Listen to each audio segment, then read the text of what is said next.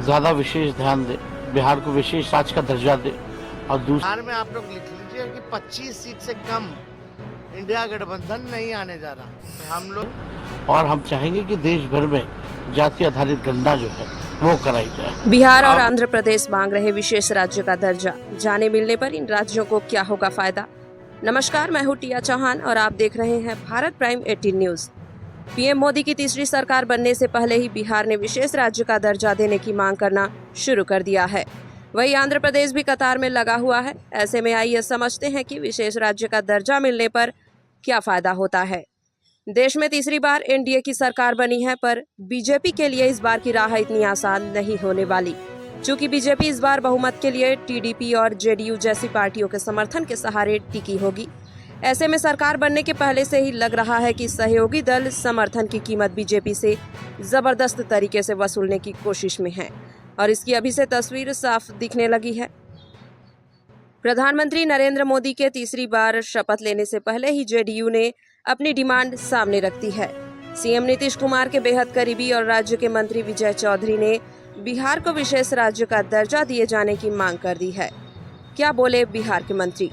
बिहार सरकार के मंत्री विजय चौधरी ने कहा, हम लोग जो पहले से करते रहे हैं कि बिहार को विशेष राज्य का दर्जा, विशेष मदद, विशेष पैकेज मिलना चाहिए और हम लोग ये स्वकारण कहते हैं, इसलिए कि हमारे संसाधन सीमित हैं और उस पर भी हम लोग सबसे तेज गति से तरक्की कर रहे हैं। और फिर भी दो सच्चाई है कि हम लोग सभी मानकों पर अच्छा प्रदर्शन कर रहे हैं, लेकिन फिर भी गरीबी के पैमाने पर हम गरीब रह जा रहे हैं।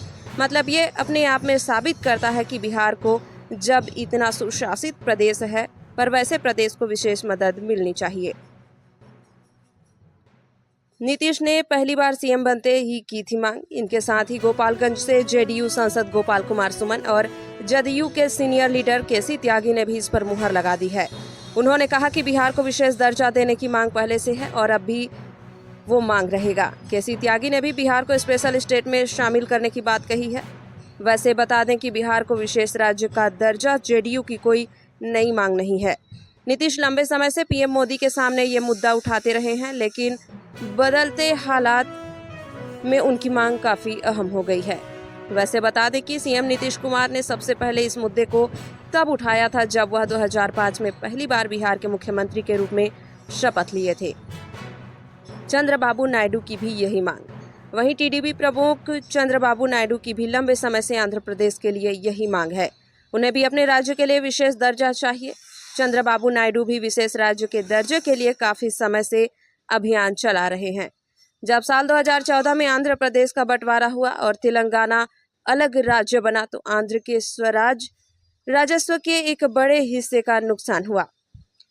इसके बाद नायडू ने साल 2017 में राज्य के लिए विशेष दर्जा देने की मांग उठाई। आइए आज जानते हैं कि आखिर स्पेशल पैकेज क्या है और इसे किन राज्यों को दिया जा सकता है। इससे राज्यों को क्या फायदा मिल सकता है। क्या होता है विशेष राज्य का दर्जा? दरअसल स्पेशल स्टेट का दर्जा उन राज्यों को दिया जाता है जो देश के बाकी हिस्सों की तुलना में पिछड़े हुए हैं। ऐसे राज्यों को विकसित करने के लिए केंद्र सरकार के स्पेशल इंटेंशन की जरूरत पड़ती है।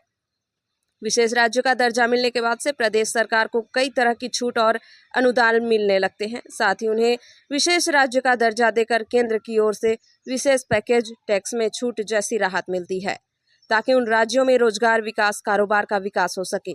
अभी ज्यादातर ये दर्जा दुर्गम पहाड़ी राज्यों के पास है। क्या फायदा होता है? अब जानिए कि विशेष राज्य का दर्जा मिलने से क्या फायदा होता है।